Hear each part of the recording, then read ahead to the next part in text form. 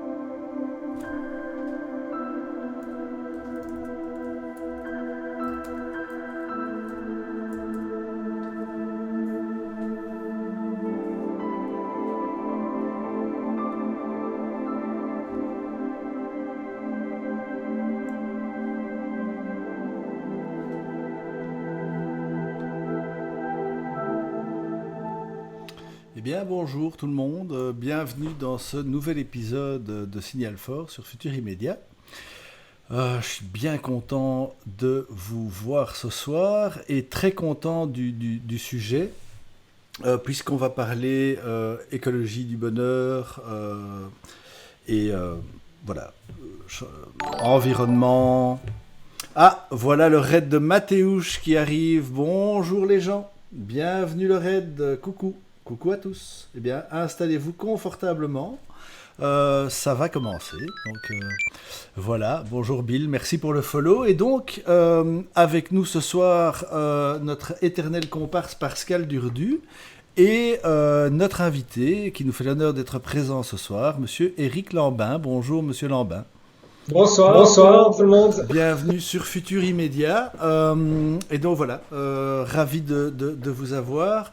Alors le thème, je l'ai nommé Écologie du bonheur parce que je trouve le titre absolument génial et je trouve qu'il amène déjà une énergie positive et optimiste. Et je pense qu'effectivement c'est quelque chose dont on a besoin, l'optimisme. Et voilà, professeur à l'UCL. Professeur à l'université de Stanford, vous avez écrit de nombreux ouvrages sur l'environnement, l'utilisation des terres, le climat. En 2008, vous parliez déjà des zoonoses et autres. Alors, a priori, soit vous faites partie du complot, soit vous aviez vu le truc venir comme certains. Hein. Et donc voilà, merci d'être là en tout cas, bienvenue. Bienvenue. Alors peut-être que vous pouvez commencer par justement expliquer le gros de votre propos sur justement l'utilisation des terres. On va parler problèmes climatiques, mais surtout solutions. Et donc voilà. Voilà, mais moi je suis un géographe de formation. Je travaille en sciences environnementales depuis quand même maintenant quelques décennies. Et je suis un académique, hein, je suis un professeur d'université. J'ai 2 grosses équipes de recherche, une en Belgique, une en Californie, à l'université de Stanford.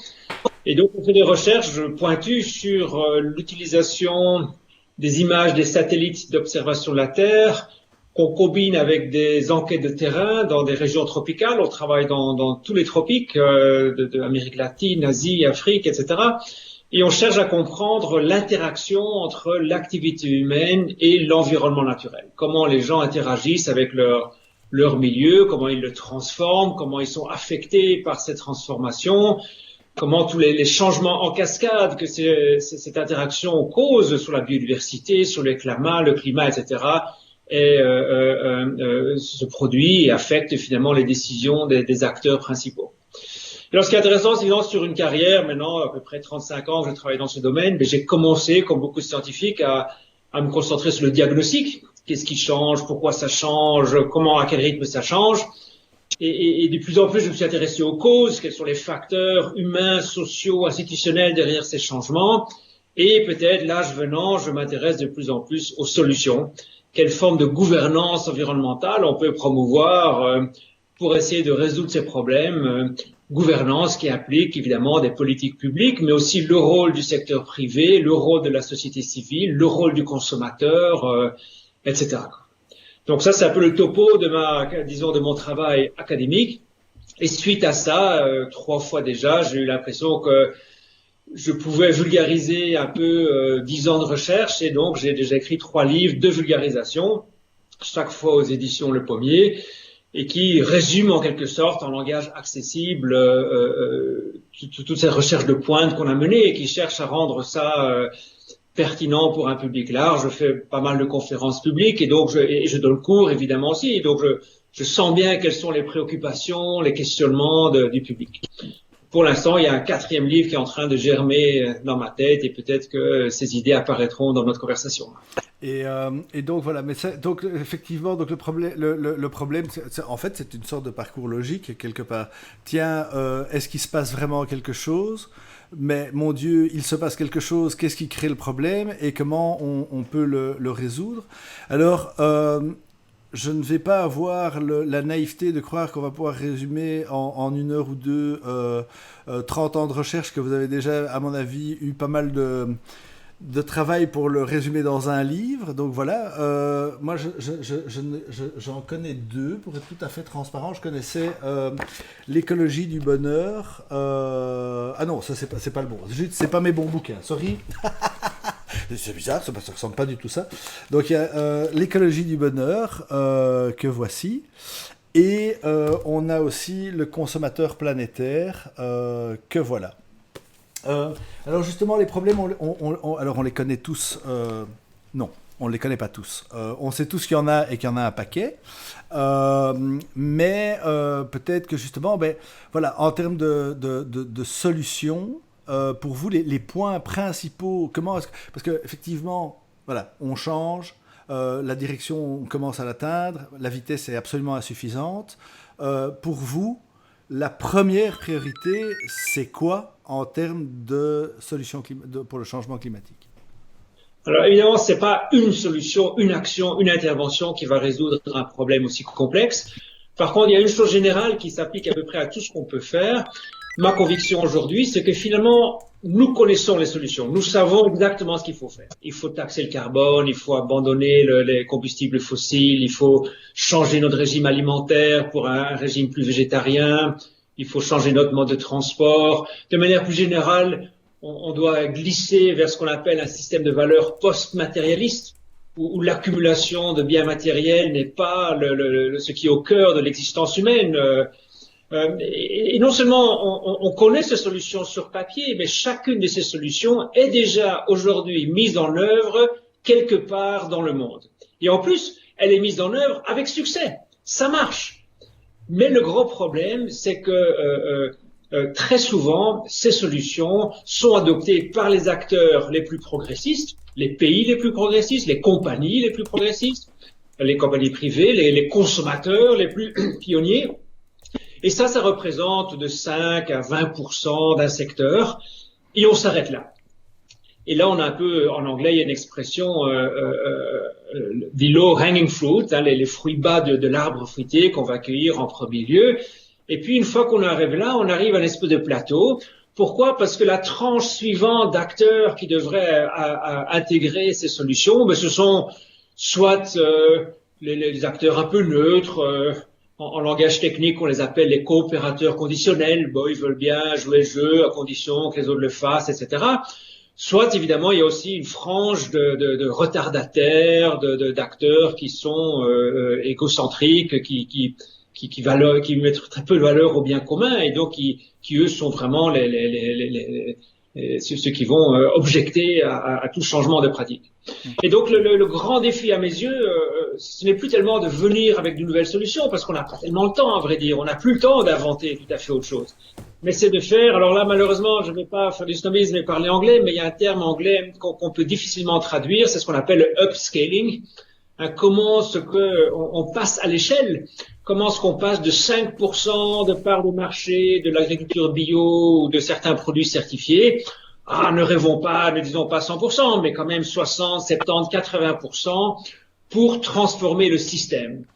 Ce qui m'inquiète, c'est que très souvent, on voit dans ce milieu, On est très content lorsqu'on vient avec une chouette idée qui marche bien auprès de quelques acteurs pionniers, et puis on a un peu tendance à s'arrêter là, et on dédie très peu d'énergie, d'attention, de recherche à la question du upscaling. Comment est-ce qu'on passe de toutes ces petites solutions qui sont des solutions de niche, qui fonctionnent dans des petits marchés de niche et qui fonctionnent bien, comment est-ce qu'on s'assure qu'elles soient généralisées, qu'elles soient adoptées de manière beaucoup plus large?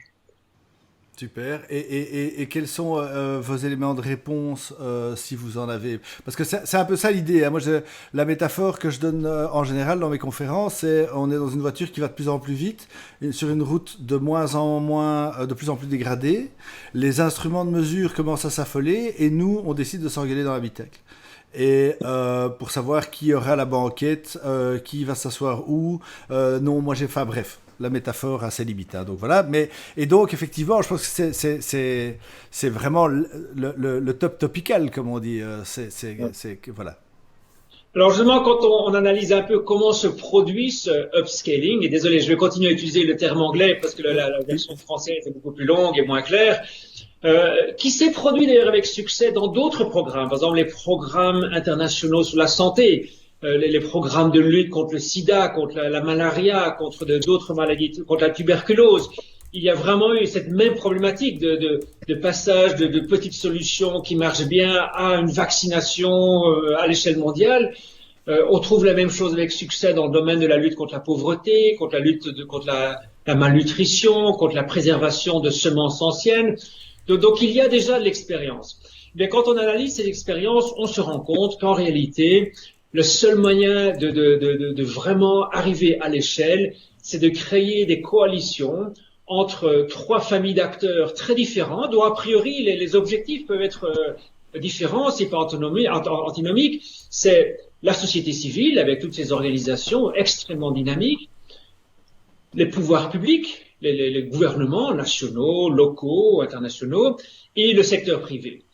Le gouvernement, pour commencer par celui-là, n'a pas un pouvoir d'innovation très très grand, mais de par sa nature, a évidemment un pouvoir de créer des incitants, de créer une menace de sanction pour certaines pratiques qui sont vraiment dommageables au bien public, et donc une structure qui permet de réaliser ce upscaling avec beaucoup d'efficacité. Le secteur public, privé, a évidemment une capacité d'innovation gigantesque. Il y a quelque chose de très remarquable si on regarde l'évolution des 30 dernières années du secteur privé, c'est que dans les secteurs clés qui ont un impact sur l'environnement, le secteur minier, l'agriculture, etc., il y a eu une concentration du secteur privé dans un très petit nombre d'énormes multinationales qui ont une emprise sur l'économie mondiale et sur l'environnement mondial gigantesque. Alors évidemment, en général, les économistes n'aiment pas du tout cette concentration. C'est ce qu'on appelle des oligopoles, ça diminue la concurrence, ça donne un pouvoir politique démesuré à ces entreprises, elles peuvent faire un lobby auprès du gouvernement.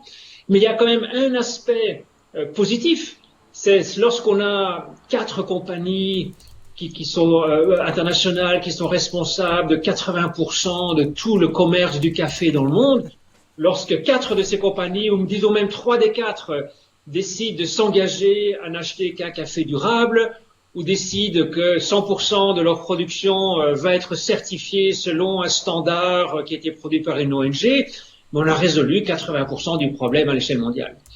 Et c'est quelque chose que, pour passer maintenant au troisième acteur, c'est quelque chose que la société civile, les organisations de la société civile, les ONG, organisations non gouvernementales, ont très bien compris, parce que beaucoup d'entre elles ont focalisé leur campagne d'information, leur campagne de pression, leur campagne, en anglais on dit de naming and shaming, sur ces quelques très grands acteurs, et c'est très efficace, en particulier auprès des firmes dont la marque a une valeur très élevée auprès du consommateur. Et donc ça, c'était un levier, ça reste un levier très important pour véritablement faire bouger le système à l'échelle.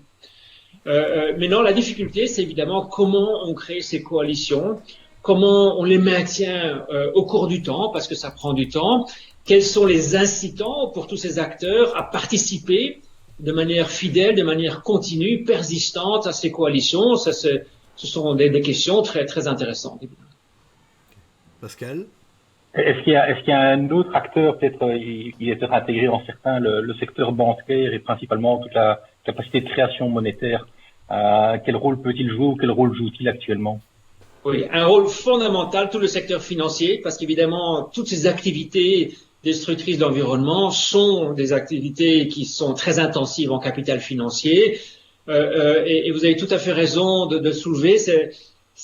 Son rôle a été reconnu de manière assez tardive. Son implication est très très récente. Ça date d'il y a 2-3 ans, mais il y a eu ces grandes campagnes de désinvestissement. Ça a commencé par des universités américaines privées dont le capital se chiffre en milliards de dollars et qui, sous la pression de leurs étudiants, ont décidé de désinvestir complètement dans le secteur, d'abord du charbon, ensuite des énergies fossiles.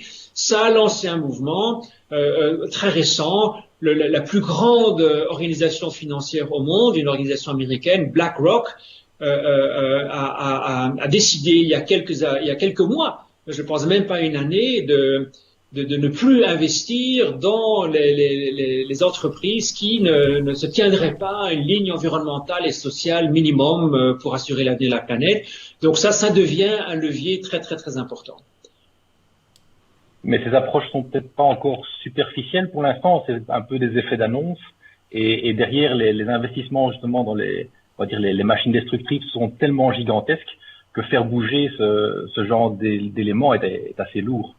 Absolument. Et moi, à titre personnel, je dois toujours naviguer une ligne très fine entre l'optimisme que peut générer ce sentiment que ces grands groupes internationaux font des déclarations publiques, prennent des engagements publics sur la durabilité, et d'autre part, évidemment, un regard extrêmement critique, parce que le risque de greenwashing, d'annonces de façades qui ne sont pas suivies Je pense que greenwashing est rentré au petit Robert, hein, ou si c'est pas le cas, il va pas tarder. Donc ça, à mon avis, ça peut être considéré comme du français. C'est pas Van Damesque, je pense. Alors, je vais un peu être la voix du chat. Il y a Tanguy qui a posé plusieurs questions sur la fameuse courbe d'adoption dont on parlait un peu plus tôt. Et alors, il demandait, est-ce que la courbe d'adoption peut être accélérée grâce au cadeau numérique? Et alors un peu plus loin, donc est-ce que la courbe doit être accélérée par les pouvoirs publics? Mais ça, je pense que vous y avez déjà plus ou moins répondu tout à l'heure. Mais voilà. Mais donc, est-ce que les cadeaux numériques sont un levier pour cette courbe d'acceptation? Alors, tout dépend de qui on parle. Est-ce qu'on parle du consommateur en tant que source de pression sur les compagnies ce qu'on appelle les consumer-facing companies, hein, les détaillants, qui eux-mêmes vont exercer la pression sur les éléments plus à l'amont de la chaîne d'approvisionnement. Alors là, oui, évidemment, les canaux numériques, les campagnes de sensibilisation qu'on peut faire via différents médias sociaux ont une influence très très élevée. Mais évidemment, le cœur du problème, ce sont pas les détaillants, ce sont pas nécessairement les producteurs, c'est ce qu'on appelle les traders, hein, les grandes compagnies qui sont un peu au centre de cette chaîne et qui, eux, évidemment, avancent à visage complètement caché. On connaît tous les marques McDonald's, Nike, L'Oréal, etc. Mais évidemment, on ne connaît pas et on n'achète jamais un produit avec la marque Asia Pulp and Paper, qui est la plus grande compagnie asiatique dans le domaine du bois et de l'huile de palme. On ne connaît pas Foxconn, Cargill, on connaît de nom, mais il n'y a aucun produit sur les étagères des magasins qui ont cette marque Cargill. Et donc, évidemment, la pression directe du consommateur ou même des organisations non gouvernementales sur ces éléments-là de la chaîne est beaucoup plus faible. Et donc là, j'ai un peu peur que le canal numérique a moins d'impact que l'action des gouvernements nationaux qui, eux, peuvent imposer ce qu'a fait la France de manière très pionnière il y a 2-3 ans, ce qu'on appelle un devoir de vigilance à ces compagnies. Donc, toutes les compagnies multinationales qui opèrent sur le territoire français ont une obligation par la loi d'avoir une transparence complète sur leur filière d'approvisionnement jusqu'aux producteurs, donc pas seulement leurs fournisseurs de premier niveau. Et en cas de pépin, on pense tout de suite à la viande de cheval qui s'est retrouvée dans certaines pizzas ou ou à la déforestation d'un parc national qui se produirait en Côte d'Ivoire pour la production de cacao. Aujourd'hui, dans la loi française, la compagnie multinationale qui est loin dans la chaîne est responsable de ces activités. Et il y a énormément d'activités de lobbying aujourd'hui en Europe pour généraliser à l'échelle européenne cette loi française qui était relativement pionnière. Alors, est-ce que je peux dire, est-ce que à l'inverse, les réseaux sociaux pourraient être vus comme un frein à cette évolution? Est-ce que justement, ils ne pourraient pas être utilisés justement à des fins négatives et qui puissent justement ralentir cette courbe d'acceptation? Bon, évidemment, on sait, si on regarde dans l'histoire, que les compagnies pétrolières ont un historique de désinformation très large du public. De nouveau, à visage caché, ça n'a jamais été l'industrie pétrolière qui était en train de faire un lobbying. Ils ont toujours fonctionné via des proxys dont le lien avec l'industrie pétrolière n'était pas du tout évident. Donc il y a évidemment les canaux, les médias sociaux donnent une caisse de résonance énorme à ce qu'on appelle dans mon domaine les marchands de doute. Ce sont des lobbyistes spécialisés qui ont travaillé dans l'industrie du tabac et puis dans l'industrie des pesticides et aujourd'hui dans l'industrie du pétrole et demain je ne sais pas dans laquelle, et dont la spécialité est justement via différents médias numériques ou non numériques de semer le doute, de créer cette théorie de la conspiration, de ralentir une mobilisation du public. Donc c'est un danger certainement. Dans le chat, il y a encore pas mal de discussions autour du secteur bancaire. Ça m'agace un peu à la longue qu'on doive considérer le secteur bancaire comme un acteur en plus du secteur public. Alors un peu plus loin, le public est un seul des banques, il représente la voix du capital qui dirige le peuple sous un masque démocrate. Enfin voilà, donc il y a à certains niveaux le capital ne coopte que les soumis. Donc voilà, dans le chat, il y a toute une discussion sur justement le poids des banques. En fait, c'est un point que je t'ai clarifié aussi par rapport à la question que j'avais posée et pourquoi les banques sont parfois mentionnées d'une manière séparée. C'est que les banques, au-delà d'être un acteur privé, ont, avec le traité de Maastricht, justement, récupéré la capacité de création monétaire. Et donc, auparavant, on va dire, les États avaient la possibilité de, entre guillemets, faire tourner la planche à billets pour faire des grandes politiques de reconstruction après la guerre et tout ça. Et ces politiques-là ne sont plus possibles aujourd'hui, en tout cas en Europe. C'est encore possible en Chine et certains pays, mais en Europe, c'est plus possible. Et c'est pour ça que j'ai l'impression que c'est une sorte de quatrième axe sur lequel le contrôle du politique par rapport à des politiques publiques est de plus en plus compliqué parce que cet argent qui pourrait être utilisé pour on va dire un changement par rapport à toutes les approches climatiques et durables ne peut pas se faire aussi facilement que ça. Oui. Je sais pas ce que vous en pensez, Eric. Pascal, oui. Ouais. Oui, c'est un acteur privé qui ont leur propre logique et qui fonctionnent selon des règles quand même relativement différentes des firmes agroalimentaires, pétrolières, minières. Enfin, c'est une autre logique, c'est un autre groupe de réseaux nationaux, internationaux, c'est d'autres formes de fonctionnement. Donc, je pense que c'est légitime de les identifier comme étant un quatrième acteur, même si ça fait partie évidemment du secteur privé, quoi. Et donc, en gros, enfin, si j'entends bien ce que vous dites, hein, y a pas mal de mesures qui tendent dans le bon sens, mais par exemple, les lois françaises, je trouve ça, voilà, c'est vrai que je l'avais entendu, mais je l'avais oublié. Je trouve que c'est une super bonne nouvelle, mais en même temps, on peut passer toutes les lois qu'on veut. C'est un peu comme avoir un brevet quand on n'a pas un bal. S'il y a personne pour les faire appliquer, ben, ça nous fait une belle jambe.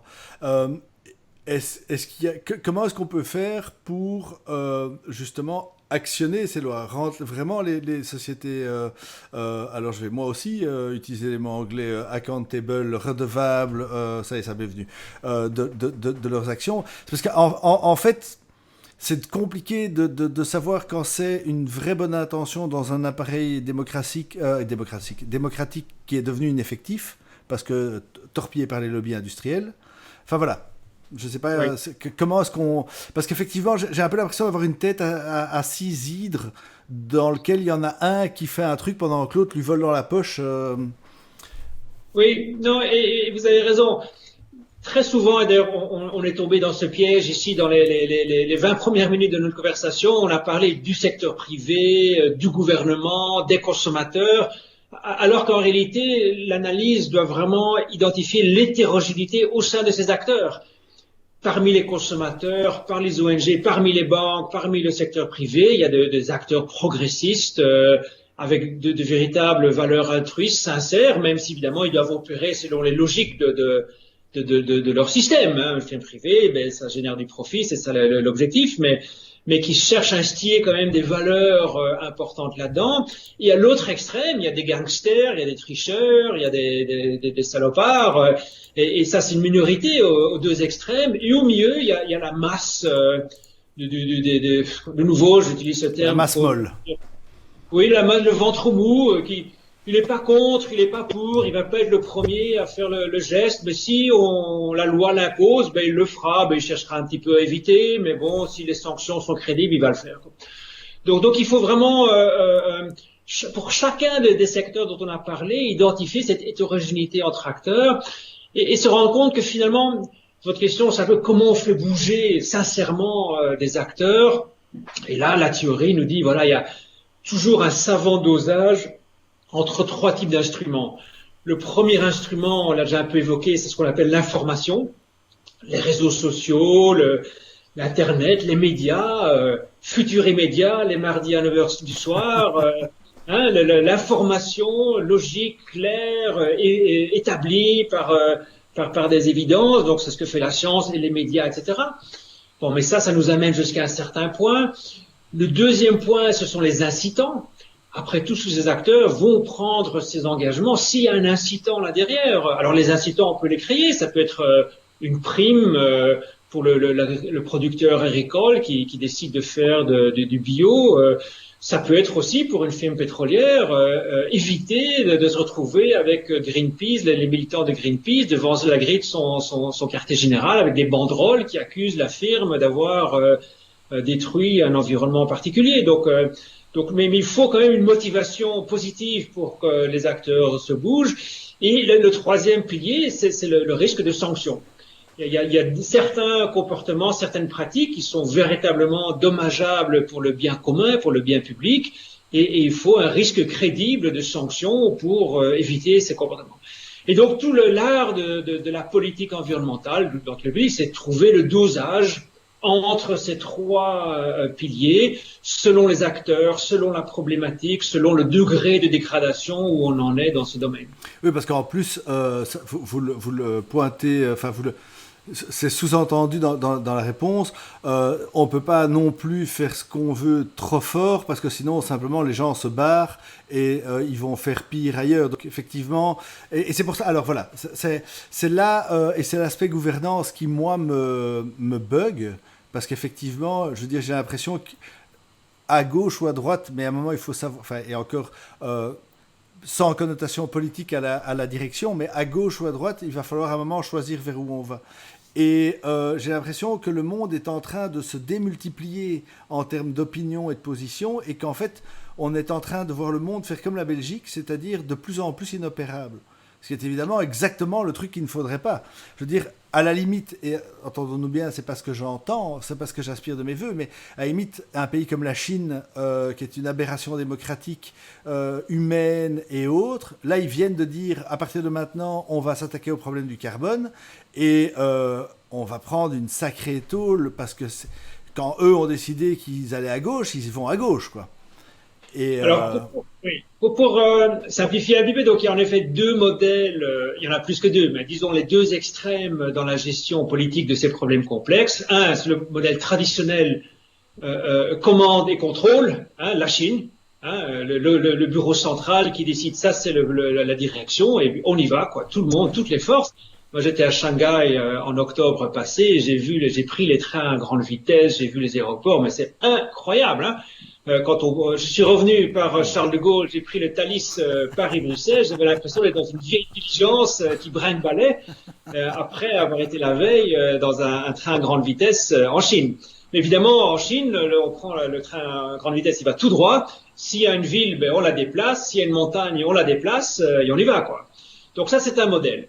C'est pas le seul modèle. Il y a un autre modèle à l'autre extrême qu'on appelle le modèle polycentrique. Le nom dit bien ce qu'il veut, plusieurs centres.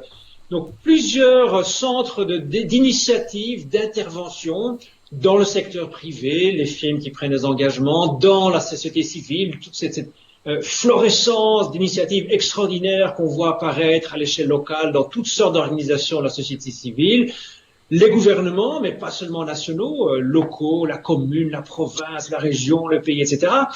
Donc plein de centres de décision qui sont indépendants, qui coopèrent, qui se parlent, qui s'échangent les solutions, qui ne se coordonnent pas nécessairement de manière très formelle. Il n'y a pas des réunions en disant toi tu fais ça, toi tu fais ça, toi tu interviens au temps 1, moi j'interviendrai au temps 2. Mais il y a cette espèce de chaos de gouvernance, plein de petites initiatives qui, à condition qu'elles soient relativement alignées dans leurs objectifs, qu'elles poursuivent quand même une même direction générale, finalement créent une forme de gouvernance appropriée parce que très résiliente. S'il y a un Trump qui est élu, bon, c'est une catastrophe sur le plan environnemental, mais il y a quand même l'État de la Californie, il y a la ville de San Francisco, il y a la compagnie privée qui maintiennent quand même le bateau à flot plus ou moins pendant ce temps. Si une crise financière comme on en connaît et tout d'un coup les ONG voient leur financement diminuer, ben il y a quand même le gouvernement local, public qui peut reprendre le relais. Et surtout, c'est cette floraison de petits centres de gouvernance peu coordonnés mais avec un même objectif fait qu'on parvient mieux à gouverner toutes ces petites niches sociales, politiques, économiques qui ont des conditions très différentes, qui répondent à des besoins différents, à des incitants différents, qui ont des modes de pensée différents. Donc je pense que ce chaos à la belge, pour prendre l'exemple un peu à l'opposé de la Chine. Ça marche quand même. C'est tout petit. Ça marche quand même. Regardez, on a des routes, on a des hôpitaux, ça marche. C'est pas beau. C'est chaotique, c'est pas net. Hein, moi, j'aime bien avoir les idées claires, donc ça fait, c'est bordélique, mais ça marche quand même et ça a du sens. Et donc, en fait, on en revient sur le fait que soit on a un organisme centralisé extrême et il y a une vision qu'on subit dans les 99% du temps, puisqu'il y a statistiquement beaucoup moins de chances qu'on soit dans le poste de contrôle que l'autre, soit on est dans un système polycentré, et j'ai l'impression, quand vous parlez des marques, donc vous disiez, voilà, les customer facing companies, elles ont un besoin aussi de rester crédibles par rapport aux gens, et donc elles se forcent au changement pour rester crédibles. Et quelque part, ce qui est important dans ce cas-là, c'est ce que les citoyens veulent. Et donc, on en vient, en fait, on n'est plus du tout dans de la science ou de la politique, on est dans quel narratif sociétal on invente, et quels sont les héros qu'on doit créer pour avoir... En fait, il y a un monde à inventer, un imaginaire à développer, en fait. Voilà.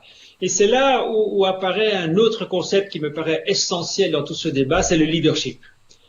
Pas le leadership à la Xi Jinping ou à la Poutine, mais le leadership comme modèle qui représente des normes sociales, des valeurs culturelles désirables, qui donne la direction. Et une fois que cette direction est donnée, ben toutes ces petites organisations s'alignent plus ou moins dans cette direction. Et là, je pense qu'aujourd'hui, on manque absolument, crucialement de leadership dans ce domaine. Obama donnait en un sens ce leadership à l'échelle mondiale. Moi, je me souviens son rôle pour débloquer complètement la conférence, la COP de Copenhague.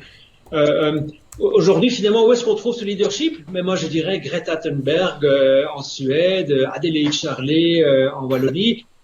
Mais c'est quand même incroyable qu'on doit se tourner vers des jeunes filles de 18 ans qui sont aux études. Et toutes les jeunes filles. La nouvelle qui vient de rejoindre le Panthéon, pour moi, c'est Camille Etienne en France, qui a été au MEDEF tenir un discours devant les grands patrons et qui, je trouve, impose le respect.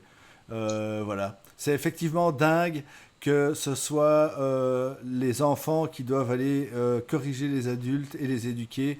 Quelle époque, vraiment, quelle époque. Vision cohérente, claire, simple, dont le message n'est pas du tout arrogant, dites ce que je pense, mais qui dit simplement écoutez la science. Très beau message, c'est pas du tout faites ça parce que j'ai pensé que. Et voilà, des jeunes filles de 18 ans. Et donc c'est là, je pense, où où notre société n'a plus cette capacité de générer des leaders charismatiques à la Churchill et autres. Et donc, qu'est-ce qu'on fait? Attends, deux secondes, Matt. Et donc, qu'est-ce qu'on fait? Parce que Greta Thunberg le dit elle-même, on n'a pas le temps d'attendre qu'on devienne adulte. Ce problème, on peut malheureusement pas attendre d'être grand pour le tacler. Et donc, c'est bien ça l'idée. Est-ce qu'à un moment il faut frapper les esprits? Est-ce qu'à un moment il faut faire la nuit des longs couteaux et le même jour mettre 1000 gars à l'amende des désastres environnementaux et compagnie, et dire le prochain qui continue, on va lui faire la même chose? J'exagère, hein, mais je veux dire, sur le plan des solutions possibles, moi c'est vraiment ça qui m'obsède en fait. C'est comment est-ce qu'on peut à un moment, parce que là on est toujours en train de s'engueuler dans l'habitacle. Et voilà, clairement, on a vu passer 300-400 panneaux attention fossé. Et maintenant, en plus, on commence à voir des panneaux attention fin de la route dans 1000 mètres, dans 800 mètres. Donc. Oui. Alors, vous avez mentionné la nuit des couteaux et ce genre d'analogie.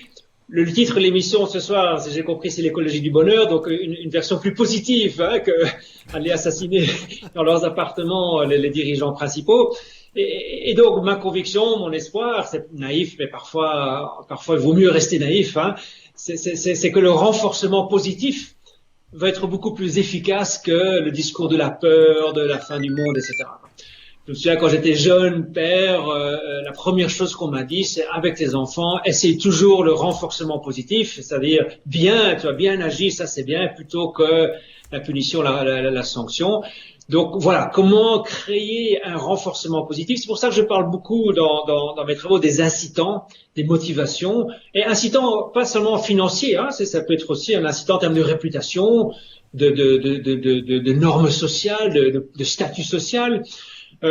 Dans beaucoup de cultures, hein, dans un certain sens encore dans la nôtre, on gagne son statut social par sa voiture de sport.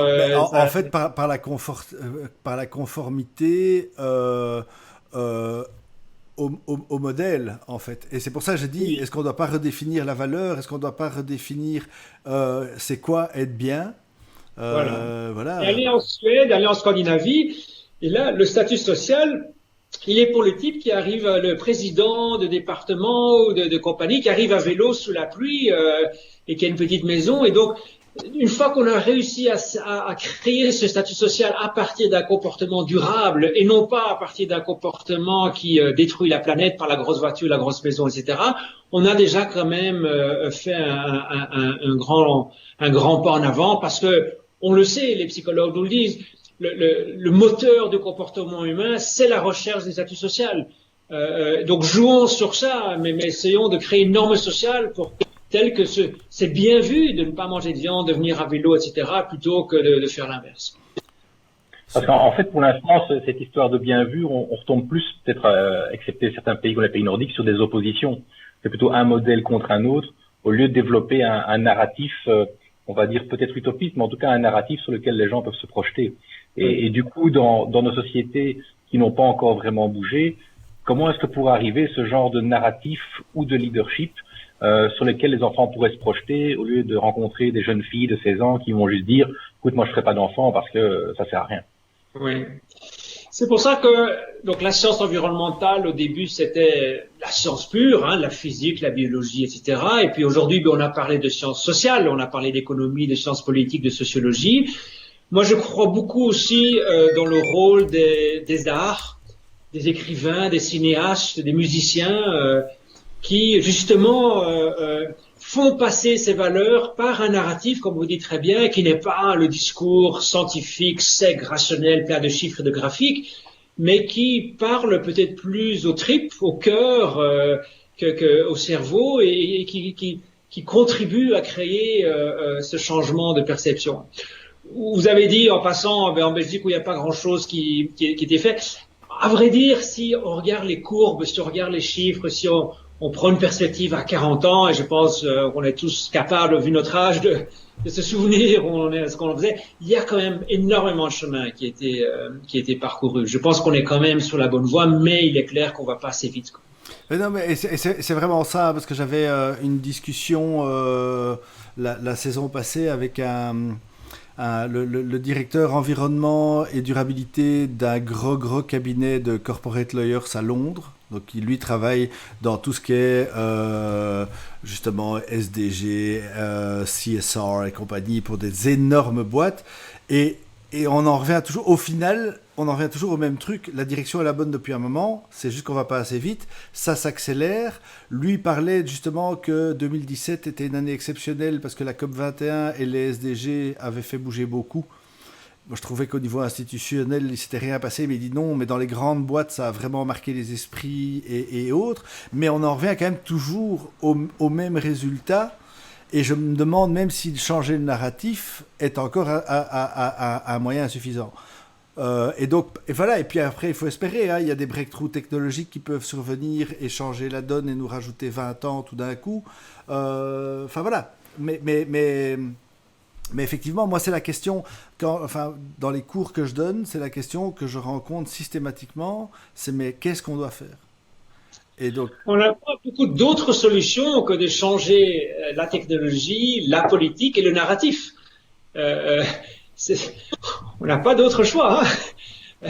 Il faut des technologies plus propres, il faut des politiques qui créent les incitants et le risque de sanctions au cas où ça ne marche pas, il faut le narratif qui change les normes sociales, les valeurs, qui informe le public. Ça, c'est les trois trucs qu'on a en main et on doit se débrouiller avec ça. Et donc, il faut en effet beaucoup de bonne volonté. Et je reviens avec ma notion de coalition. Ce qui me frappe, on a parlé de la polarisation il y a quelques minutes. Hein, on a le choix entre deux pôles qui sont très antagonistes. Je pense que les leaders dont on parlait il y a quelques minutes sont précisément ceux qui parviennent à créer ces coalitions entre des acteurs très différents, mais qui parviennent à ce que ces acteurs alignent leurs objectifs pas sur tout, mais sur la résolution d'un problème très grave de leur secteur pour une certaine période de temps. Donc cette capacité de collaborer avec les autres est très importante. Et c'est pour ça que le discours qu'on entend souvent dans ces débats d'ostracisation, que ce soit des banques ou des multinationales ou des gouvernements, etc., il est fondé, bien sûr qu'il y a énormément de problèmes dans ces secteurs-là, mais si on veut vraiment se concentrer sur la solution et non pas régler ses comptes, on doit travailler avec ces secteurs. C'est là, on n'a pas le choix. Et pour travailler avec ces secteurs, on doit quelque part mordre sur sa chic, mettre de l'eau dans son vin, on le dit comme on veut, mais à un moment, il faut dire, voilà, on les aime pas, ils sont différents, ils fonctionnent différemment, mais tout seul avec ma petite ONG, avec mon potager, je vais pas y arriver. Si, je vais arriver dans mon jardin, mais pas à l'échelle mondiale. Il faut travailler avec ces autres acteurs. Donc, je reviens avec cette coalition société civile, secteur privé, gouvernement, se mettre d'accord sur quelques points stratégiques et y aller ensemble. Ça me paraît essentiel et ça, je ne trouve pas encore très souvent cette philosophie-là dans les organisations très actives, très engagées dans cette transition écologique. Et avec les problèmes d'ego et de narratifs individualistes qu'on peut retrouver soit dans le monde du politique, enfin voilà, j'ai pas une expérience non plus démesurée dans le politique, mais je trouve que un pourcentage très élevé des politiciens que j'ai rencontrés de différents niveaux, c'était quand même très nombriliste. Et les entreprises sont peut-être moins nombrilistes, genre le CEO pense peut-être pas qu'à lui, mais il pense à ses shareholders et ça. Et donc, enfin oui, voilà, on revient toujours là-dessus. Matt, ça fait un moment que je t'ai censuré, que je ne t'ai pas redonné la parole, donc si tu veux, voilà, je t'offre la voix du chat. Mais le problème, c'est qu'il y a beaucoup de choses qui me feraient revenir beaucoup trop loin dans la conversation. Je suis vraiment désolé. Alors, non, pas de souci. Il y a une question qui pourrait être, mais il faut que je la retrouve aussi. Est-ce que si le gouvernement met des limites aux citoyens, on n'aura pas un risque de guerre civile? C'est sûr qu'un gouvernement qui se comporte comme maintenant et qui n'est pas transparent et pas clair, dans une période de crise de la confiance, ça tombe mal évidemment en plus parce que on n'a jamais été aussi bas dans la confiance dans les médias, dans les institutions, effectivement, ils devraient peut-être commencer par être transparents et ils auraient peut-être moins de problèmes, quoi. Mais bon, l'exemple le plus clair, le plus récent de ça, c'est l'histoire des Gilets jaunes en France, où une taxe sur le diesel, pas très élevée, 0,80 cents si je me souviens bien, est-ce que c'était par litre, je ne me souviens plus le chiffre précis, qui était en fait compensée par un autre changement fiscal en faveur des contribuables, mais qui était très mal communiqué. À non pas créer une guerre civile, mais à créer un mouvement de masse durable qui a paralysé le pays et qui a traumatisé un peu le gouvernement Macron et qui a bloqué les choses. Donc, de nouveau, je reviens. Il y a pas que la sanction, il n'y a pas que la punition, il n'y a pas que la taxe ou l'interdiction. Il y a aussi l'incitant. Récompenser des comportements vertueux et l'information inlassablement répétée, expliquée de manière transparente, etc. Toute la complexité de ce problème. Donc, pour revenir sur l'approche leadership coalition, est-ce que un frein là-dedans, quelque chose qui peut gêner les gens, n'est pas la complexité qui a été mentionnée au tout début de la discussion? Et est-ce on n'a pas finalement formé ou éduquer des gens à devenir des experts très pointus dans leur domaine, ce qui fait qu'appréhender cette complexité devient de plus en plus difficile pour beaucoup de monde, et on va retrouver justement des entreprises, du public ou même des ONG qui ont beaucoup de mal à appréhender cette approche et de créer un certain leadership. Décidément, je ne peux être chaque fois que d'accord avec Pascal quand vous dites quelque chose, parce que oui, tout à fait, en effet, on a des problèmes qui, même sur le plan scientifique, sont difficilement compréhensibles. Bon, moi j'ai beaucoup à un moment travaillé sur les biocarburants, qui étaient identifiés comme étant la solution, le substitut aux combustibles fossiles. Et puis on a regardé de plus près et on s'est rendu compte que lorsqu'on dérive la production alimentaire vers de la bioénergie, évidemment, on augmente les prix agricoles, donc on génère plus de conversion de forêts et par effet en cascade, on crée plus de déforestation tropicale en Indonésie, au Brésil, alors que c'est pas là qu'on a fait du biocarburant, c'est en Europe ou en Amérique du. Il nous a fallu 10 ans pour comprendre ça et on n'a toujours pas quantifié exactement cet effet. C'est ce qu'on appelle l'effet indirect sur le changement d'utilisation du sol. Donc voilà typiquement une solution attractive, le biocarburant, mais qui a des complexixités difficiles à comprendre et encore plus difficiles à communiquer à des politiques. Qu'est-ce qu'on fait dans ce cas-là? Bon, mais il y a toujours un incitant.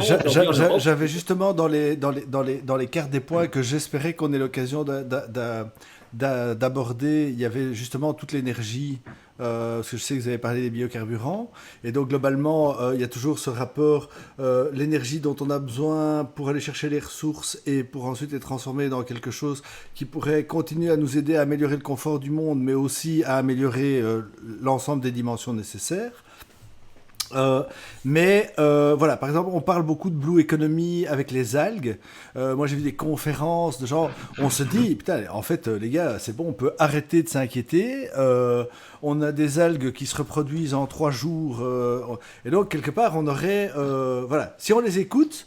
en fait, on a 18 fois la solution dans les zones polluées de Bretagne et de Guadeloupe et autres. Alors, c'est info, intox, piste. Est-ce que vous êtes enfin, voilà, qu'est-ce que vous en pensez Voilà, donc 2 choses. Donc, pour transformer un système socio-technique, il faut absolument créer des niches d'innovation, protéger des contraintes de marché, des contraintes de prédiction, de rentabilité à court terme, etc. Et les laisser développer leurs trucs et essayer, expérimenter et faire la preuve que ce concept marche. Donc ça, moi je suis pas pour tuer dans l'œuf des idées comme ça, parce que peut-être de là va émerger quelque chose qui va changer notre mode industriel et ce serait extraordinaire. Maintenant, la deuxième chose, c'est que, bon, comme le scientifique, évidemment, il y a des lois de la nature, il y a la seconde loi de la thermodynamique, il y a des lois physiques. Je veux dire, l'énergie n'est pas spontanée, sauf l'énergie solaire, mais même la capture de l'énergie solaire a un impact évidemment environnemental par les minerais qui rendent à la formation des panneaux solaires, etc. Donc l'énergie abondante, gratuite et sans aucun impact environnemental, on va plus nous la faire. On nous l'a fait déjà 2-3 fois. Donc on sait maintenant, même avant d'avoir regardé la question en détail, on sait que quelque part, il y aura des effets indirects, secondaires, cachés sur les côtes, sur la biodiversité marine, sur les marées, je ne sais pas sur quoi. Il y a quelque chose, et peut-être que c'est quelque chose de gérable, peut-être que c'est quelque chose n'est pas très grave, mais qu'on nous promette pas qu'il y a rien, parce qu'on sait que ça ne peut pas être vrai. Mais de nouveau, je voudrais pas d'emblée arriver avec cette contrainte qui pourrait éventuellement couper de l'investissement dans une innovation qui sait, va peut-être être plus prometteur que d'autres. On sait aussi que pour 10 idées nouvelles qui sont poursuivies, il y en a peut-être une seule qui va marcher et 9 qui vont échouer, mais ça fait partie de l'écosystème de l'innovation et on doit accepter de prendre ce risque. Mais donc, très bonne question de Bill, parce que on tourne autour de ce pot-là depuis un moment. Mais donc, la seule solution est-elle la diminution de la demande d'énergie? Bien sûr, bon là, donc il y a toujours deux parties dans l'équation. Il y a l'offre et la demande, et 99% de l'effort est concentré sur l'offre, comment produire plus d'énergie, moins cher, moins d'impact, etc. Et très peu d'attention est sur la demande. Pourquoi? Parce que la demande, c'est évidemment plus au niveau du système de valeurs. Si vous vous souvenez, c'était ce que j'avais commencé par ça, hein, la transition vers un système de valeurs post-matérialiste, où le bonheur, où notre place dans notre existence humaine n'est pas mesurée par la quantité d'énergie que nous aurons consommée en fin de vie, ou la quantité de viande que nous aurons mangée, mais plus par la qualité de l'expérience sociale, culturelle, spirituelle que nous aurons eue sur cette terre.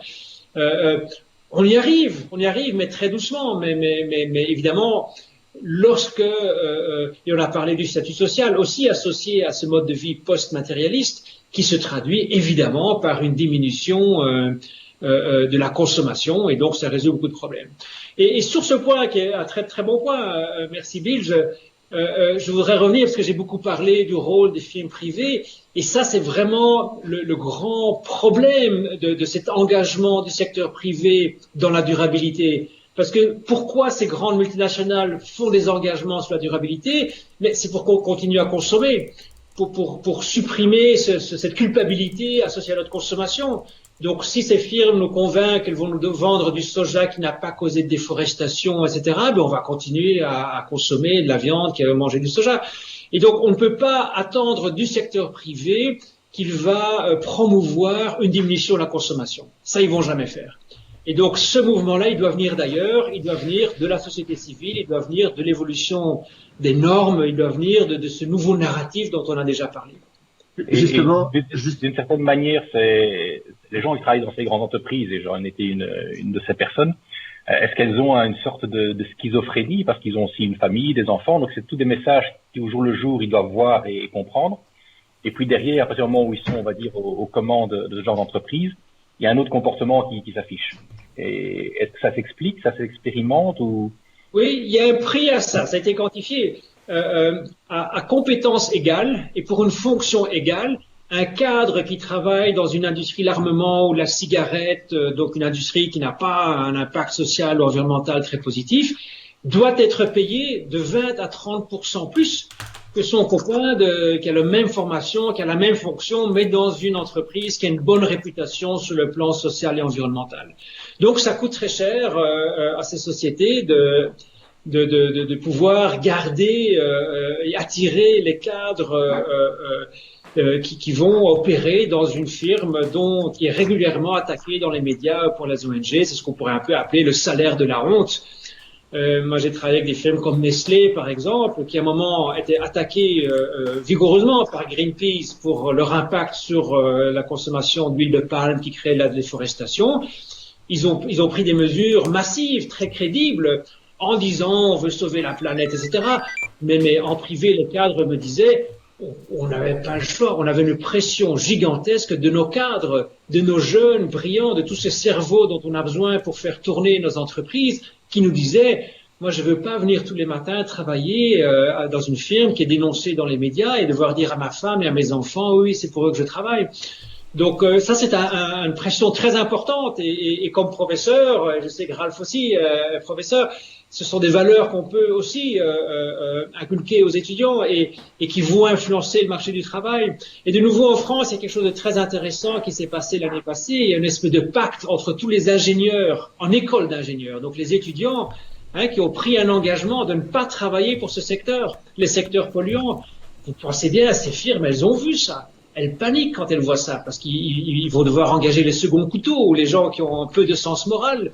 C'est un énorme incitant pour le secteur privé pour bouger. Alors, merci pour l'expression au salaire de la honte. Je le trouve très bon, celui-là. Et je pense que ça, enfin voilà, moi ça m'a déjà ouvert plein de portes dans la tête. Et donc voilà. Et alors, tant qu'à parler de nouveau d'énergie, effectivement, il y a ce côté, on dit toujours, donc voilà, les 1%, là ils viennent de sortir le chiffre, les 1% les plus riches émettent autant de CO2 que les 50% les plus pauvres. Alors est-ce que c'est tout le temps vrai? Donc est-ce qu'au plus on est riche, au plus on pollue? Ou est-ce qu'il y a des sortes de paliers? Est-ce que... bon, c'est clair que, voilà, quand on est seul avec $1 par jour, pas d'habits et à peine à bouffer, forcément on n'émet pas beaucoup de carbone.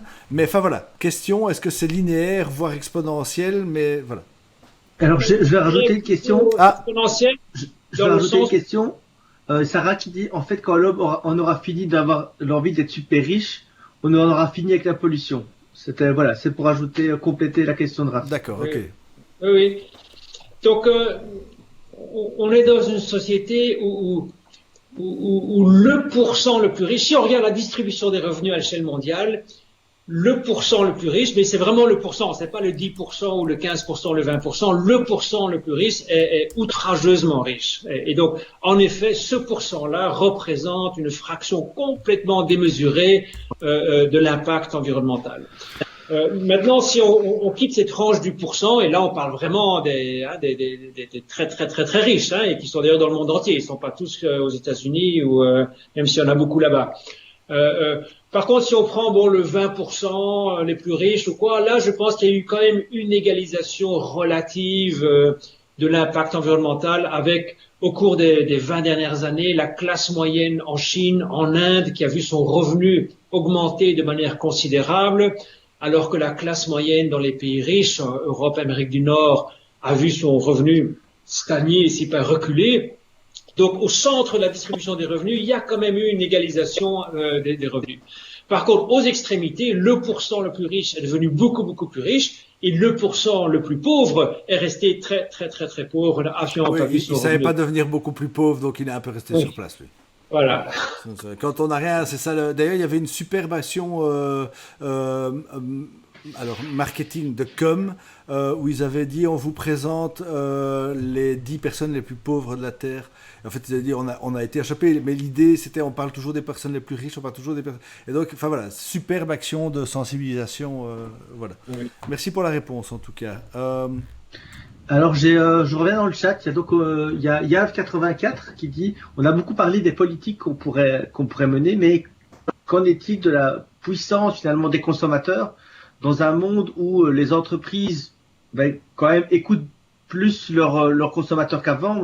On dit consumer centric, et donc selon lui les compagnies dans leur volonté justement de résoudre les problèmes de leurs clients ont un véritable rôle à jouer, justement, donc dans cette espèce de on pourrait avoir une espèce de cercle vertueux, la volonté des consommateurs qui est de plus en plus on va dire peut-être positive et qui entraînerait les entreprises pour aider voilà, on serait dans une espèce de...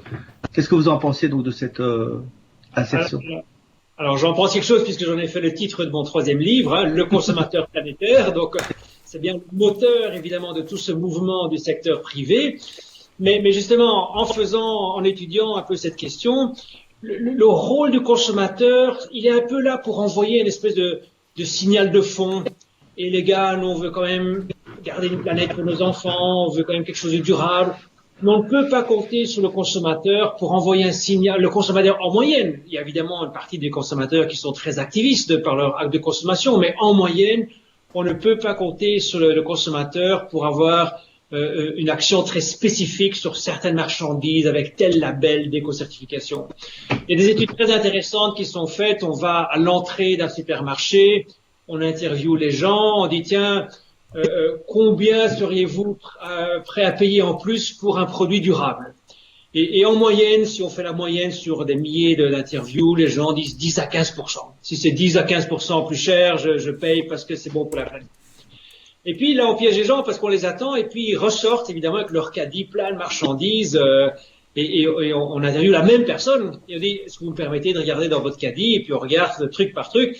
Et il y a 0 marchandises éco-certifiées dans le caddie. Donc il y a un écart très très grand entre ce que les gens déclarent, expriment comme sentiment général par rapport à leur consommation et ce qu'ils font réellement. Pour de bonnes raisons. Après ils vont dire j'ai pas le temps de regarder un sachet de café, je peux pas étudier tous les écolabels qui existent. Rien que pour le café, il y en a déjà une dizaine différents, etc. Donc, mais quand même, le secteur du détail, les supermarchés, etc., ils savent ça. Il faut des enquêtes de consommateurs à longueur de journée. Hein, ils savent très très bien. Par exemple, il a été montré que si au rayon poissonnerie, une fois que 10% des clients demandent aux vendeurs de poissons, tiens, monsieur, madame, votre poisson, est-ce qu'il est certifié, est-ce qu'il est durable? J'ai lu dans le journal que la surpêche, etc. Dès que 10% des consommateurs expriment, pour cette question neutre, l'information remonte. L'information remonte au management, qui elle-même va le remonter aux fournisseurs, qui va le remonter aux pêcheurs, etc. Et aujourd'hui, on voit, notamment en Belgique, que beaucoup des grandes marques de la distribution le vendent ou se sont engagés à vendre des poissons certifiés et parfois crédibles, MSC, Marine Stewardship Council, parfois un peu moins crédibles. Mais donc, on voit quand même que le consommateur, c'est la lame de fond. Mais maintenant, le vrai business, le vrai mouvement, c'est la négociation du contenu spécifique d'une éco-certification, du standard de production, de la norme de production. Et ça, c'est ce qu'on appelle, c'est du B2B, business to business. C'est entre le détaillant et le trader et le fournisseur, etc. C'est là où vraiment la négociation spécifique se produit. Mais elle ne se produirait pas, vous avez raison, si le consommateur n'avait pas dit « Oui, mais écoutez quand même, moi je ne veux pas que ma consommation détruise la planète. » Alors, tant qu'il y aura des actionnaires non responsables, ça craint. C'est justement... Est-ce que j'ai toujours le son? Enfin, oui, t'es toujours là, on t'entend magnifiquement bien, Matt. Voilà. Oui. Donc il y a aussi... j'ai parlé de BlackRock tout à l'heure, à cette grande société d'investissement qui est dans des milliers de conseils d'administration et très souvent, ils ont une minorité de blocage. Je pense qu'en général, ça se situe autour de 30%. Et donc, eux, ils ont dit, voilà, donc si donc la compagnie dans laquelle je suis assis représenté ne s'engage pas de manière crédible sur une trajectoire durable, moi je bloque le renouvellement du contrat du directeur, etc. Donc il ne faut pas que ce soit 100% des actionnaires. Il suffit que ce soit un groupe d'actionnaires qui ait une minorité de blocage et ça suffit. 30%, je pense, selon les pays. Donc voilà, on n'aura jamais 100%. Il ne faut pas rêver. Mais 30... je pense à ça, ce qui serait une nuit des longs couteaux, mais plutôt bienveillante avec de l'amour, identifier. Non, parce que c'est l'idée du début. Et effectivement, moi, je suis plutôt pour l'amour et la bienveillance. Donc voilà. Mais est-ce qu'on pourrait pas justement essayer d'identifier qui sont ces gros shareholders et faire des actions de com vers eux pour leur dire allez, mec, tu pourrais devenir Batman. Viens jouer avec nous à devenir le plus grand héros de tous les temps, quoi. C'est quand même vachement plus sympa. Les gens, tu vas devenir une rockstar dans la rue, quoi. Tu vas devenir le nouveau, enfin j'exagère, je m'emballe, mais j'allais dire le nouveau Jésus-Christ, mais bon, quand même. Mais enfin voilà. Mais parfois, ces gros actionnaires, c'est nous, à travers nos fonds de pension, à travers tout ce qu'on nous prépare pour notre avenir. Et c'est là que je me demande aussi à quel point il n'y a pas aussi un problème d'identification. Donc quand on dit c'est mauvais pour la planète, en fait c'est mauvais pour nous. Et on parle encore trop de la planète comme étant quelque chose d'externe à nous. Et c'est pas une piste en intégrant la planète à nous. On en fait partie. Et en fait, si je fais quelque chose qui est pas bon pour la planète, ben je le fais contre moi en fait. Tout à fait. Je pense que là, tu viens d'avoir la baseline d'une nouvelle campagne de com. C'est pas mauvais pour la planète, c'est mauvais pour nous. Je pense que ça, c'est un mantra, je le note, on va le répéter encore et encore. Il est parfait celui-là. Je ne prends pas de droit dessus, c'est dans les Creative Commons. C'est super. D'ailleurs, à propos de Commons, dans 2 semaines, on reçoit Michel Boens. Je ne sais pas si vous connaissez Michel Boens, Eric. C'est un entre guillemets, PAB du peer-to-peer, donc tous ces systèmes réseau distribués en informatique. Et il s'est mis à explorer justement les communs, les structures distribuées et ce genre de choses. Donc voilà. La minute publicité promotion, mais on parlait de commun. Raph, ce que je voulais dire, ce que tu proposais, tu sais, aux États-Unis, les gros groupes et ces gros investisseurs se font clairement contactés par des groupes de pression au fur et à mesure. Et aux États-Unis, il y a toujours ce qu'il y a de pire aux États-Unis. En même temps, ce qu'il y a de mieux, c'est qu'aux États-Unis, ils font bouger beaucoup de multinationales puisque voilà, hop, ils arrivent. Tu veux dire que eux, ils ont vraiment des lobbies citoyens? Oui. Non, on en a aussi chez nous, mais c'est parce que ça se voit moins. À l'Europe, il y a des tas de lobbies citoyens, mais c'est à l'Europe, en fait, on ne sait pas du tout. Mais à l'Europe, il y a des lobbies citoyens qui existent, qui travaillent très très bien. Mais le problème, c'est que nous, déjà, on n'aime pas le mot lobby en Europe. Lobby, pour nous, d'office, c'est quelque chose de négatif. Alors qu'en fait, un lobby, c'est juste un groupe de pression. François Bégodeau, un intellectuel français, à un moment, il utilisait le terme propagande, et il dit en fait, toute forme de communication est de la propagande. À un moment, c'est peut-être même plus sain de l'avouer. Je fais la propagande d'une idée, je fais la promotion d'une idée. Celui qui prétend qu'il n'est pas en train de vendre une forme d'idéologie, qui soit même acheter mon produit, mais enfin voilà. C'est bien parfois d'appeler un chat un chat. Non, moi, je dois dire, assez souvent consulté par des organismes de finances qui se posent des questions sur l'avenir de la nourriture, du climat. Et je précise, je fais toujours ça de manière gracieuse. J'ai jamais pris un franc de ces organismes parce que c'est pour les sensibiliser. Mais c'est toujours une expérience fascinante parce que ce sont des gens extrêmement compétents. Il faut pas leur expliquer grand-chose. Hein. Ils lisent beaucoup, ils comprennent. C'est leur métier, hein, c'est de dire où sera le monde, où sera l'économie dans 20 ans, parce qu'évidemment leur succès dépend complètement de ça. Donc c'est des gens qui sont très très très très bien informés, qui réfléchissent beaucoup à ces questions-là, qui posent de très très bonnes questions et qui fonctionnent selon un langage très rationnel. Faut pas venir leur parler de spiritualité. C'est l'argent. Bon.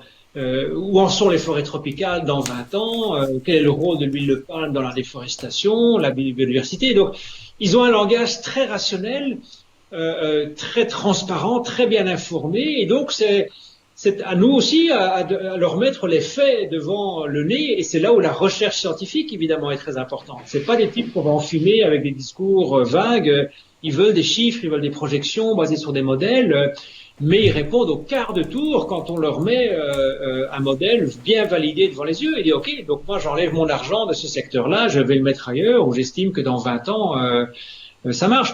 Aujourd'hui, il n'y a plus un financier un peu rationnel qui va aller mettre l'argent dans une nouvelle centrale à charbon. Les centrales à charbon, dans 20 ans, c'est fini, peut-être dans 10 ans. Déjà aujourd'hui, c'est moins rentable qu'un panneau solaire. Donc voilà, ça c'est un langage très très clair. Hein. Il faut pas leur même, ils s'en fichent de la planète, hein, mais ils vont perdre l'investissement, point à la ligne, et donc on arrête. Quoi. Et donc ça c'est quand même important aussi, en plus de tout ce dont on a parlé, de venir aussi avec des faits solides, établis. Et ça c'est un peu le rôle de la science et de l'expert, non pas du lobbyiste à ce moment-là, de l'expert qui dit voilà ce que la science nous apprend sur ces questions-là. Et ça marche très très bien. Et donc, vous parlez assez bien donc justement d'incentiver ces grandes entreprises, mais dans le chat, on a quelques personnes qui tombent plus à gauche et qui sont plutôt, on parle de la nationalisation des banques, des énergies, de l'alimentation comme une solution potentielle.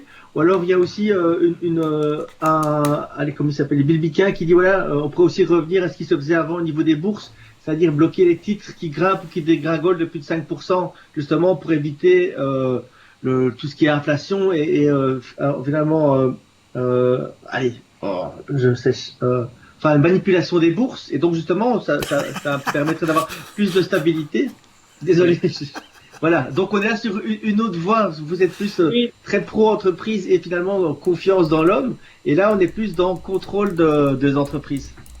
Alors, donc évidemment, il faut que le secteur privé soit régulé, et j'en ai beaucoup parlé. Hein, bien sûr. Sans ça, il y a une ligne, de nouveau, là, il y a un point d'équilibre à trouver, parce que la nationalisation de tous les secteurs, il faut d'abord me convaincre qu'un fonctionnaire d'un service public en sait plus que l'ingénieur c'est une firme privée. La nationaliser, c'est qu'on met le secteur aux mains de fonctionnaires dont l'objectif c'est de remplir un plan quinquennal. Ben, on a essayé ça, hein, c'est ce que faisait l'Union soviétique, c'est ce que fait la Corée du Nord, et ça n'a pas marché si bien que ça. Maintenant, évidemment, on veut à la fois réguler, contrôler les excès, mais on veut aussi, on en a parlé, stimuler l'innovation.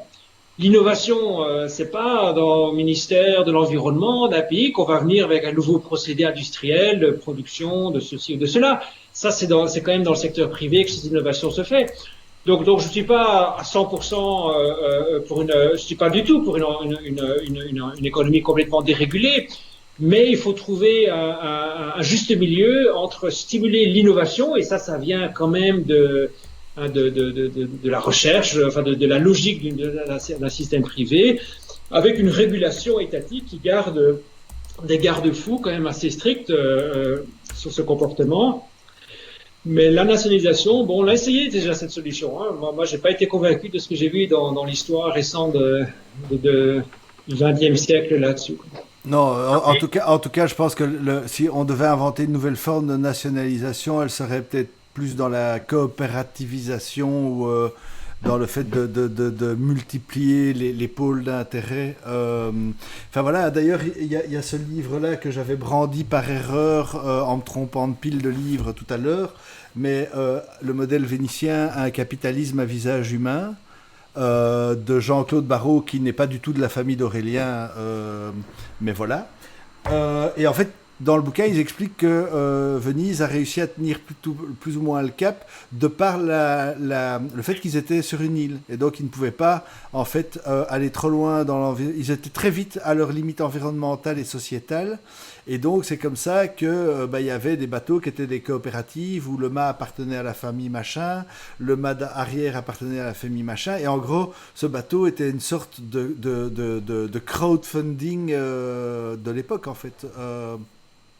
Et donc voilà, je pense que, en fait, ça donne un élément de réponse. Quand on a conscience des limites du profit face à l'argent d'un truc, on s'équilibre automatiquement, non pas par conscience écologique, mais par simple intelligence sur ses intérêts personnels, en fait. Voilà. Et alors, je pense que la question du leadership, si je peux juste ajouter encore un point, nationaliser est très bien, et puis c'est Trump qui devient président. Alors là, tout au charbon, hein, on a tout nationalisé, donc là c'est fini, là tout est parti au charbon, il n'y a plus aucun contre-pouvoir du secteur privé, donc il faut garder ça en tête aussi. Nationaliser, mais qui est le président là? Et là, vous avez un exemple, évidemment, on peut pas tester. Hein. Une fois qu'on sort la carte Trump au pouvoir, je veux dire.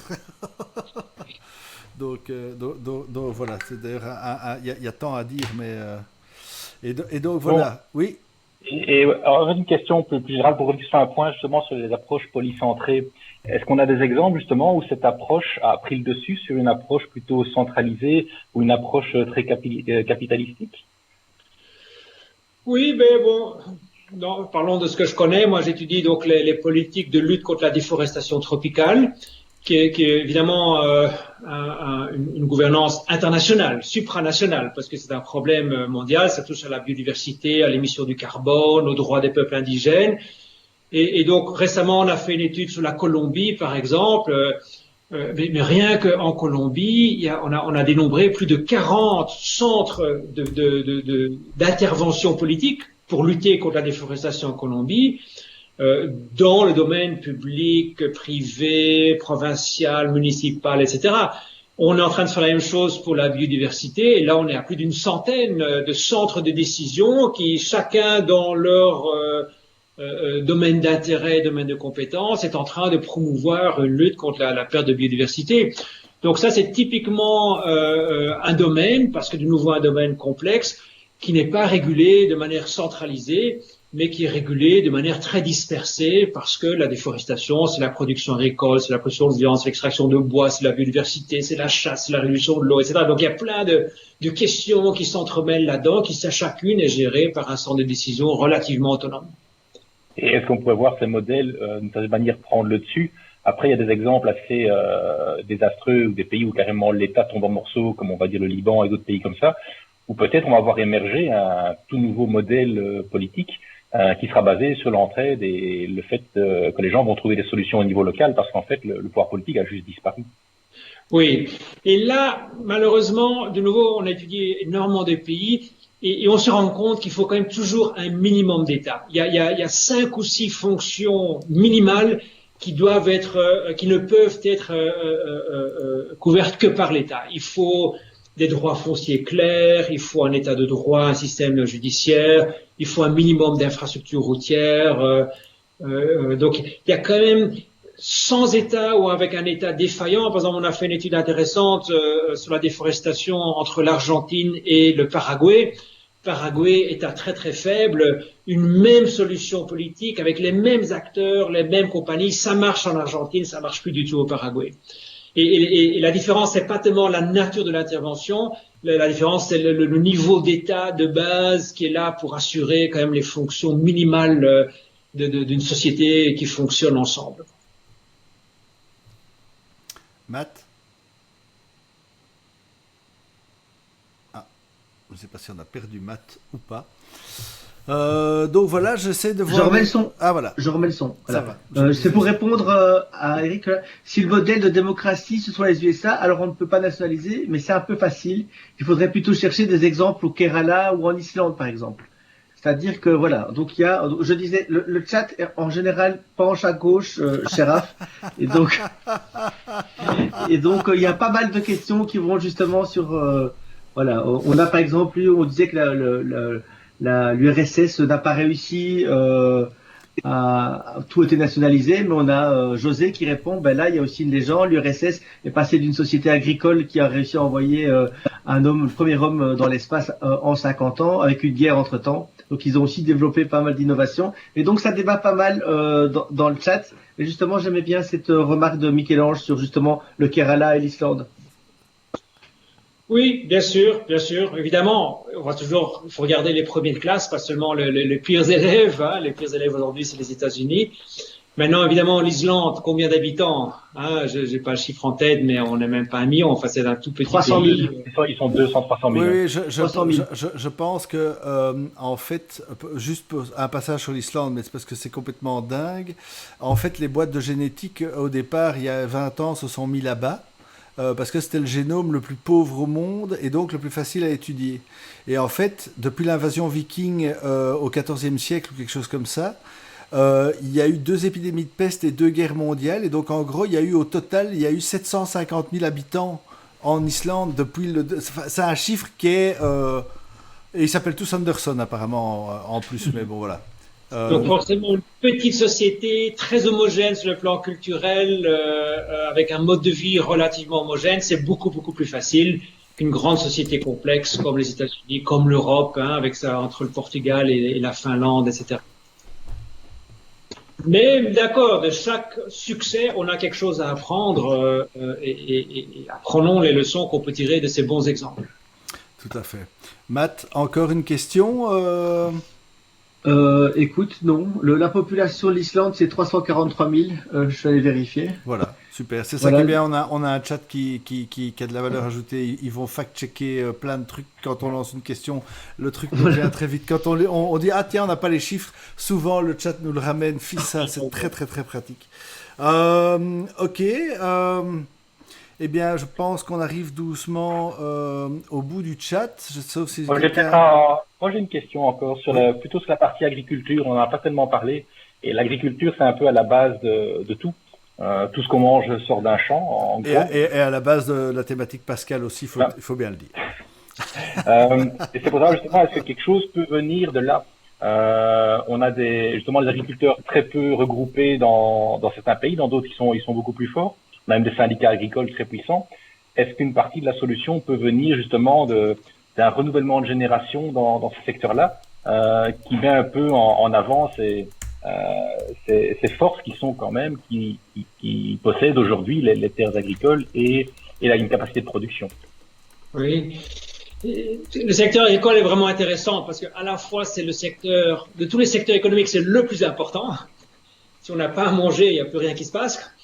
Et à la fois son poids démographique en pourcentage de la force de travail et son poids économique en pourcentage du PIB, c'est une quantité quasiment négligeable. Et donc, il y a une espèce de paradoxe que ce qui est le plus important dans notre survie est peu représenté démographiquement, peu représenté économiquement. Ce qui le place dans une situation un peu ambiguë. Maintenant, c'est un secteur quand même très, très particulier. Bon, nous avons tous un arrière-arrière-arrière-grand-père qui était un paysan, qui était un fermier. Enfin, c'était le cas de toute la majorité de la population. Bon, la plupart d'entre nous sommes retirés de ça.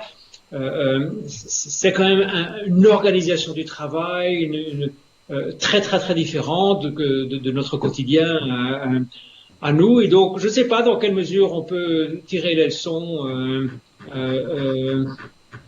pour une organisation sociale plus large. C'est clair que l'agriculture, ça implique une vie plus en communauté, c'est des rythmes plus saisonniers, ça implique une connexion avec la nature beaucoup plus étroite, une observation des cycles naturels. Donc c'est une forme d'éducation aussi très importante. Quelle fraction de la population aujourd'hui est prête à retourner dans un mode de vie plus agraire? Je pense une petite fraction, parce que c'est quand même du travail très dur. On a eu un très bel exemple pendant le Covid, puisque la France a invité les gens qui avaient été mis au chômage à percevoir leurs allocations et en plus d'avoir le salaire des cueilleurs. Et je pense que toi, tu dois avoir les chiffres, Pascal, mais enfin, globalement, il y en a plein quand ils ont entendu le mot pognon, ils ont dit oui, puis ils ont été dans les champs, puis ils ont fait en fait, excusez-moi, mais... En fait, ceux qui sont restés dans les champs, c'était des ouvriers qui étaient mis en chômage technique, donc des gens qui bossaient déjà. Mais ils n'ont pas retrouvé dans les champs les chômeurs ou les personnes qui avaient des boulots beaucoup plus classiques, qui étaient en chômage technique avec des boulots de bureau. C'est vraiment des ouvriers sur des lignes de production, c'est cela qu'on retrouvait. Alors, par ailleurs, vous m'avez fait penser à quelque chose, Monsieur Lambin. Il y a ce qu'on appelle, c'est un papier que j'ai trouvé il y a des années sur le web, Brain Rot Theory, qui explique qu'en fait, on mesure le degré d'évolution d'une société, enfin d'une civilisation, au pourcentage toujours plus faible de gens nécessaires à sa survie. Et donc, en fait, ils disent, voilà, dans une société chasseur-cueilleur, tout le monde part chercher à bouffer. Puis on arrive à l'ère agricole, il y en a plus que 3 sur 4 qui bossent pendant qu'il y en a un qui est oisif, et donc il commence à... Et en fait il dit voilà, et aujourd'hui dans les pays les plus industrialisés, on est à 1,2% de la population qui travaille au champ, dans les pays moins on est à 12%, mais enfin voilà, c'est juste, je sais pas pourquoi, mais voilà, je partage comme ça pour ceux que ça intéresse, et puis pour les autres, tant pis, c'est trop tard, je l'ai dit. Et donc voilà, bon ben voilà, Monsieur Lambin... je ne sais pas si vous avez quelque chose à ajouter, non pas pour votre défense, mais celle de l'environnement. Oui, pour la bonne conversation, et je pense que ce qui est important, c'est de réfléchir à ces questions de manière ouverte, pas trop idéologique, et donc rien de ce que j'ai dit n'est un dogme, rien de ce que j'ai dit est une vérité que je cherche à asséner, mais je cherche en tout cas je réfléchis moi-même et je partage de manière ouverte cette réflexion. Ma réflexion évolue dans le temps aussi. Il y a 1 an, il y a 2 ans, j'aurais peut-être dit autre chose et dans 1 an, je dirai autre chose. Je serais ravi de vous recevoir dans 1 an encore. Non, mais vraiment, c'était un plaisir. Voilà, avec beaucoup de simplicité, vous avez directement accepté de venir jouer le jeu dans notre petit live hebdomadaire avec une communauté qui est absolument géniale, donc ça c'est vraiment de bons moments. Alors petit moment promo les amis, mardi prochain il y a une double expérience, donc je reçois Anthony Naralingam qui est spécialisé en économie circulaire, et avant j'open source mon cours, le cours d'ouverture du master en transformation digitale de l'IEX Academy, qu'on va donner sur Twitch. Donc de 6 à 21 ce sera un cours d'histoire du futur, et à 21h on parlera économie circulaire, et la semaine d'après c'est un numéro un peu spécial parce qu'on émettra à 16h avec Michel Boens, justement, qui lui est digital nomade et qui vit pour l'instant cette moitié de l'année, il la vit en Thaïlande, et donc il voulait pas être là à 3h du mat. Donc on la fera à 16h, et là on parlera justement c'est quoi les communs, en quoi c'est important, comment ça se perd aujourd'hui, comment ça permet de créer de la résilience. Enfin voilà, on va se poser ce genre de questions. Et lui, il a un pied dans le complètement numérique et un pied dans le complètement social. Donc, on abordera un truc un peu plus social et moins environnemental. Donc voilà, c'est un angle. Merci Pascal, merci Matt, merci le chat. C'était vraiment un plaisir. Monsieur Lambin, merci encore. Et je vous souhaite une excellente soirée. À bientôt. À bientôt les amis. Au revoir. Vas-y. Red. Raid. Ah oui, oui, je fais un raid. Ok, pas bouger, je bouge pas. Alors, qui est là? Qui est là? Ah ben, on va aller chez Boulet. Chez Boulet. On va aller chez Boulet, Boulet, Boulet. Hop. Et donc, Boulet qui pour est les un gens qui savent pas, dessinateur. pour les gens qui ne s'y connaissent pas, un raid, c'est qu'on va envoyer toute la communauté sur une autre chaîne. Donc Boulet, c'est un dessinateur qui est super chouette et qui vit très très bien l'aventure Twitch. Donc n'hésitez pas, juste même si vous restez pas, faites un petit coucou. Tout à fait. Attention, dis 2 bonsoir. secondes, 1 seconde. Bye bye. Ciao, ciao, ciao.